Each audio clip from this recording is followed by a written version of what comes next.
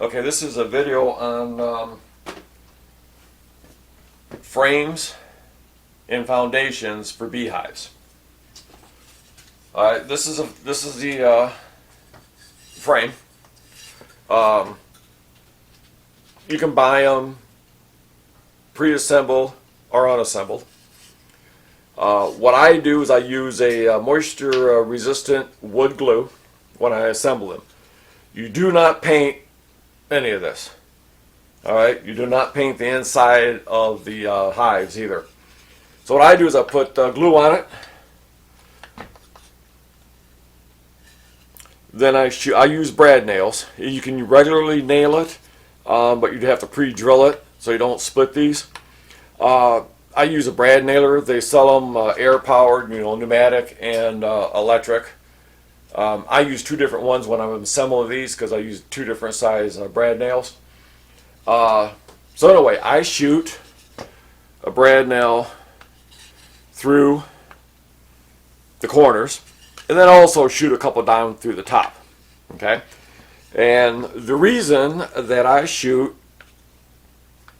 on the corners going in and then from the top is you have to remember when this thing is when this is loaded with honey and comb, it gets extremely heavy. Now, without a foundation, just a frame without a foundation, you can also run wire in these. I don't have that handy, which I should have, so I could show you. You pre-drill 2 or 3 holes, depending on the size frame, and you run wire. It's a stainless steel wire that you run back and forth. That way there, when the bees, because the bees will build from here down, okay? By having wire in there, it just adds support to hold it better in place in case you screw up. What I mean by that, when you lift this out of, it'll be sitting in there just like that. When you lift this out of the hive, the comb, especially if it's loaded with honey, can be extremely heavy. And many people will be looking at it, whether they're looking for the queen, whether they're looking for larvae, whatever they're looking for, they'll be looking at it like that. And they'll be like, okay, and then they'll go like this to look at the other side. Well, you do that, and it's not on a foundation, or you don't have your wires in there. As soon as you go like that, guess what? If this comb is not completely finished and strengthened with wire, as soon as you flip that like that, guess what? It's going to fall out onto the ground. You're going to lose your honey and you're going to piss off the bees. So if you don't use a wire foundation, which I don't, to me it doesn't matter, whatever your preference is. So if I'm going to flip this and look at the other side, I'm going to hold it up like that, look at what I'm looking for. Then what I do, tip it on end, turn it like that, and then flip it back. Okay, now you see how I did that? Go like that, pull it out like that, looking at it, okay, everything looks good. Flip it on end, turn it like that, and then back down. Now if you noticed, there was no way that the weight of that comb could pull loose because I didn't flip it. So just remember that, people. Very good idea when you pull this out and you're looking at it. Even if you do have a foundation or a wire foundation running through it, I would still recommend when you want to look at the other side, go on in, turn it, boom. Now you can see both sides of it. A lot less chance you're going to damage it. So anyway, this is just a frame. They make these assembled, unassembled, pre-assembled, or unassembled, and they also make them in plastic, which are preformed. You do not coat these. You can coat them with beeswax if you want, but you do not put any kind of paint, sealer, anything on these, because you don't want the bees crawling around on that. Just like the inside of the hive boxes, you do not paint it or stain it. But anyway, that's a frame. Now, this is the foundation, okay? This one's plastic. They also make them out of beeswax, so they make them out of wax also. Some of the differences on them is some companies, if you look at your comb pattern on here, the depth of it, okay? Some companies sell 3 different depths. The deeper that the pattern is already on here, the less comb the bees have to build, okay? Because they'll only build the comb so deep. So you're giving them a head start by using a foundation like this. Also, depending on the depth of it, you're giving them an advantage there because there's less comb that they have to build to get it going. Now, if you notice on this one here, see how I notched this out? Okay, I notched the corners out. The reason you do that, some of the manufacturers, believe it or not, actually will have a tab that you can just snap off. The reason is, when you assemble these together too, top and bottom has a notch that you can see. So the frames are all interchangeable. The only difference is 6 5/8 are the supers. This is a shallow. So let me show you here. And anyway, once this is together, you figure this is sitting in a hive just like that in your hive box. The bees, when they're climbing around, have to be able to get to both sides. And you have to remember, when this is full of comb, this is going to be solid bees. So when you're looking at it, all you're going to see is movement from the bees. So when this is inside your hive box, it doesn't leave, if you use the queen excluder or whatever, it doesn't leave a lot of room for the bees to climb in between these to go up and over. By notching out these corners like that, okay, that gives the bees access, because they will not fill that in. They'll leave it open. Most of the time. It allows them to pass through, and you have a length trough hive that has 10 of these in it, or 8, or a nook that has 5. That allows them to go in between all the frames. So it's a good idea to notch out your corners like that. Some of the foundations, okay, like this foundation here, is wax coated. Okay, why is this one a different color than that one? Because they are. No, the comb, when the bees start doing the comb, I got to remember not saying so close. When the bees start doing the comb, okay, they tip this up just a little bit. There we go. Anyway, when the bees, let's not have it crooked. I'll get it. It's probably right back where it was, right? Anyway, comb starts out roughly this color. Because the bees don't replace the comb, okay? So when the comb starts out this color, it's fresh wax mixed with an enzyme. Then as the bees use it, the more and more they use it, the darker and darker the comb becomes. Like if you look at that, and the comb I showed you a second ago here, if you look at this, you can see how dark that is, okay? This is old. This is an old comb. They keep reusing it over and over again, so it does get darker. You can't help that. Now, if that was a fresh comb, it would be lighter. You want to go out. You know what? Instead of having you listen to me walk all the way over to the door, I'll pause it. All right.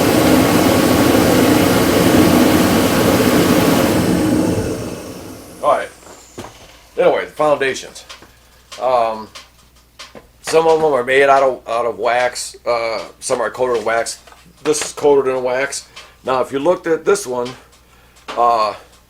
compared to the black one there, you should be able to see how much deeper this comb pattern is. Okay, you can see that it's a lot deeper than the other ones.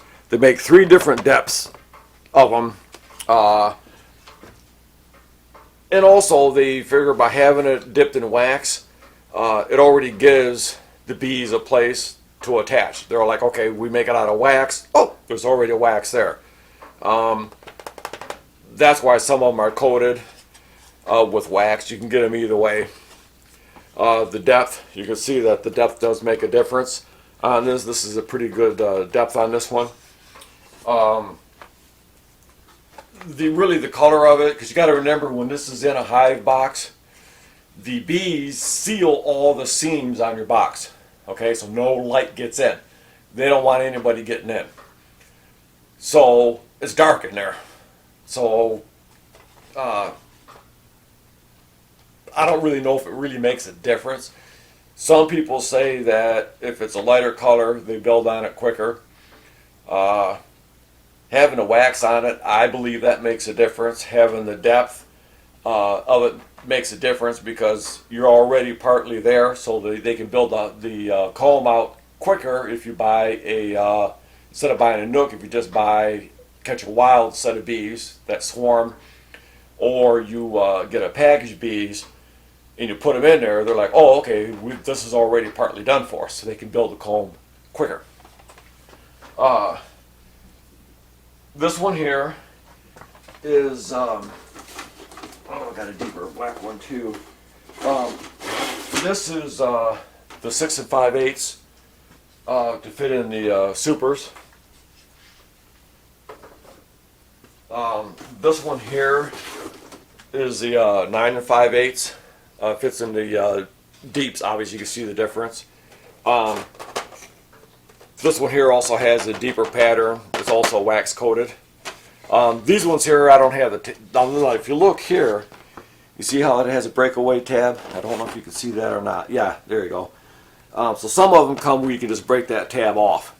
Rather than what I do is I just use tin snips to cut the two bottom corners out. That allows the bees a place to go. This, well, okay, as a matter of fact, you can see the pattern on that, the depth of it, compared to that, and you can see this is a lot deeper. The hive pattern, or the comb pattern there, has more depth, so they could fill it out, draw it out quicker. Okay. Now, the thing with bees are, they also make a queen, but the pattern they use drones the comb pattern. Like, see how the size of this here? How the comb pattern is, it's easy to show you on the white ones, green color. If you notice, this pattern here is larger than the pattern on this one, if you notice that, okay? When bees do their comb, some of them they make larger, like this one here. That's for the drone bees, okay? Drones are larger. They're the ones that mate with the queen, the drones. The foragers, the workers, all the larvae fit in the smaller comb. So if you use one of these prefab ones, okay, this is all molded prefab. Green stands out. That's more for you than it is for the bees. So when you put this in a hive, the bees will draw this out to that size, okay? So when they need drones, there's so many drones, so many workers, so many nurse bees per hive, okay? You can have up to standard hive box, 30 to 60,000 bees. Well, by using these green frames like this, not because it's green, but because of the hex pattern is larger, that's the size they use for drones. So by having this in there, when they make all their drones, the mites in that, insects that you don't want, mites, wax moths. Now, also with wax moths, by using a plastic foundation, they do less damage than if it was solid wax. Okay, so that's the idea also of using foundations, is if you do get wax moths, which you will, they can do less damage. So anyway, when the insects lay their eggs, there's more of a chance they're going to lay them on the drone one. So what you do is this will become infested. So like when you get your mites in that in there and they're laying eggs, drawing a blank. But anyway, they'll lay their eggs in this comb. Okay, so once the larvae is in there and the egg, then it turns to a larvae to a certain point. They get sealed in by the bees. So the eggs of the mites and that will lay their eggs in the larger parts of the comb where the drones are. You don't care about the drones. You don't really need that many. So they'll draw this out. This is where they'll lay their drones. All the larvae will go in there, and eggs from mites and that will lay in there. Then the bees will seal them in, and what they do is once the eggs hatch, they live off of the larvae of the bee until it kills it. So once this is fully drawn out and capped means that the end of it is sealed with wax. You pull this out of your hive, just leave it like it is. You pull it out, you'll see that most of it's capped, some won't be. Stick it in your freezer. And stick it in your freezer for 1 or 2 days, whatever you want. Then pull it back out, okay? Put it back in your hive box. And the worker bees, what they'll do is they'll uncap it, because they'll know, obviously, it's bad. They'll uncap them. They'll pull the dead out of there. Because obviously when you freeze it, it'll kill the mites in that. All the eggs in there will be dead. So the bees will actually uncap wherever it's capped. They'll take the dead out of there, and they'll just rebuild. They'll just reuse it. So you don't have to strip this down. You can leave it full. When they draw it out, just leave it alone. They'll cap it. Once it reaches 2/3 full, let's say, and it's all capped, throw it in the freezer. It kills everything in it. Put it back in the hive. They'll uncap it. They'll get rid of the dead carcasses. Because bees are generally clean, and they'll take everything out of there. They'll get rid of all the carcasses, the bad eggs that are obviously dead that you froze from the mites and that. And they'll get all that out of there, and bam, you're good to go again. So that's the purpose of this one here. Is they'll draw the drones on it. Bingo. So anyway, that's pretty much it as far as frames and foundations. You can see this one's not notched. Notched the corners. So really, that's really pretty much it. Now they do make these frames that are plastic. These ones here, this one here is all pre-assembled, okay? And you can see they use staples in the ends. No supports in the side. They run them through here though at an angle, downward into it. But I told you how I do it. You can buy them pre-assembled with the frames and everything in them. These came pre-assembled. It's odd that they didn't break the tabs out, but they figure you can do that. Because all you got to do is bend these. You have to do it very carefully so you don't snap it, and then you can slide them out. Snap the corners. Yeah, see if I do that, I know it's going to wind up breaking, because usually you do it on the bench where you have control. So anyway, that's it. 6 5/8, 9 5/8, foundations, different depth. So that's pretty much it as far as frames and foundations go. Like I say, they make them plastic pre-molded. Like this one here, everything's molded together. So anyway, that's it as far as frames and foundations. I think I explained that fairly well. Any questions in that, post the questions, and I do try to answer everybody. So there you go. That's beehives, the frames and foundations explained. If you like it, thumbs up. Don't thumbs up, leave a comment. Don't leave a comment. Tell a friend. Don't tell a friend. I just appreciate you taking the time out to watch my videos. It's well appreciated. Thank you.